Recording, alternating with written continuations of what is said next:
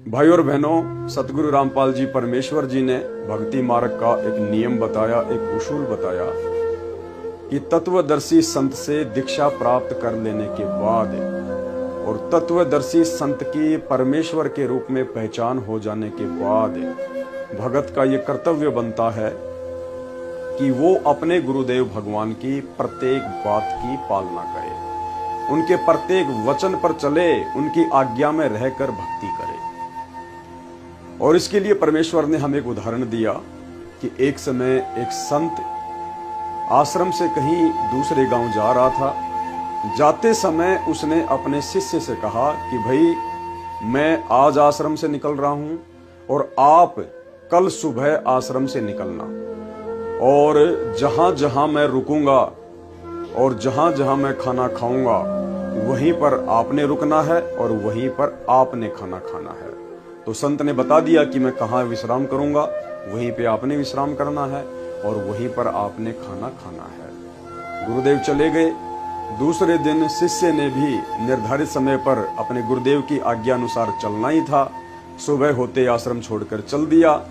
गुरुदेव ने ठहरने का स्थान उसको बता ही दिया था, तो जहां पर गुरुदेव ठहरे थे वहीं पर वो शिष्य भी ठहर गया। रात्रि में जब खाना खाने का समय हुआ तो होटल वालों ने कहा कि जी क्या खाएंगे महात्मा जी? तो शिष्य ने कहा कि मेरे गुरुजी ने क्या खाया था? बोले आपके गुरुजी ने तो मक्के की रोटी और सांडे की सब्जी खाई थी। सांडा एक जीव होता है, एक जानवर होता है। बोला मक्के की रोटी और सांडे की सब्जी खाई थी। तो बोला वही मुझे ला दो जो मेरे गुरुजी ने खाया था। तो होटल वालों ने तुरंत भोजन परोस दिया, शिष्य ने खा लिया। दूसरे दिन होटल से निकलकर गुरुदेव के पास में चला गया और गुरुदेव ने उसे पूछा कि बच्चा कैसी रही यात्रा? कि गुरुदेव आपके आशीर्वाद से बहुत बढ़िया रही। कहाँ रुका? गुरुजी जो आपने आज्ञा की थी वहीं रुका, उसी होटल में रुका। अच्छा, कहाँ खाया? गुरुजी वहीं खाया जहां आपने आज्ञा की थी।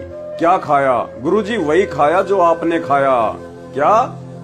जो मैंने खाया वो ही खाया? हाँ गुरुदेव, जो आपने खाया वही खाया। अरे नालायक, मैंने तो सांडे की सब्जी खाई थी। तो गुरुजी मैंने भी सांडे की सब्जी खाई है।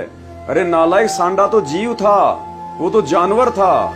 और तेरे को मैंने सत्संगों में क्या शिक्षा दी थी कि भगत ने जीव हत्या नहीं करनी, भगत ने मांसाहार नहीं खाना चाहिए। बोला गुरुजी आपने भी तो खाया था। उसी समय गुरुदेव ने हाथ अपने मुंह के पास ले जाके आ कर दिया। तुरंत वो सांडा जो गुरुदेव ने खाया था वो जीवित होकर गुरुदेव के हाथ में आ गया। गुरुदेव ने उसको धरती पर छोड़ दिया और वो जंगल में भाग के चला गया। अब गुरुदेव ने कहा कि बेटा मैंने खाई थी तो मैंने तो इसको जीवित भी कर दिया, तू भी जीवित करके दिखा। तो शिष्य की गर्दन नीचे हो गई। तो गुरुदेव ने कहा कि बेटा ये तेरी परीक्षा थी। अरे कहते हैं गुरुजी की कथनी पर चलना चाहिए, गुरुजी की करनी को नहीं देखना चाहिए कि गुरु क्या कर रहा है, गुरु क्या खा रहा है, गुरु क्या पी रहा है, गुरु कैसे रह रहा है, गुरु कैसे बर्ताव कर रहा है। गुरु ने तुझे जो आज्ञा दे दी, जो सत्संग में तुझे करने को आदेश दे दिया, तुझे केवल उसी पर ध्यान देना था। गुरुजी पर ध्यान नहीं देना कि गुरुजी क्या कर रहा है, तुझे करने के लिए क्या कहा, उस पर ध्यान देना चाहिए था। तो वो उस शिष्य की परीक्षा थी जिसमें वो फेल हो गया।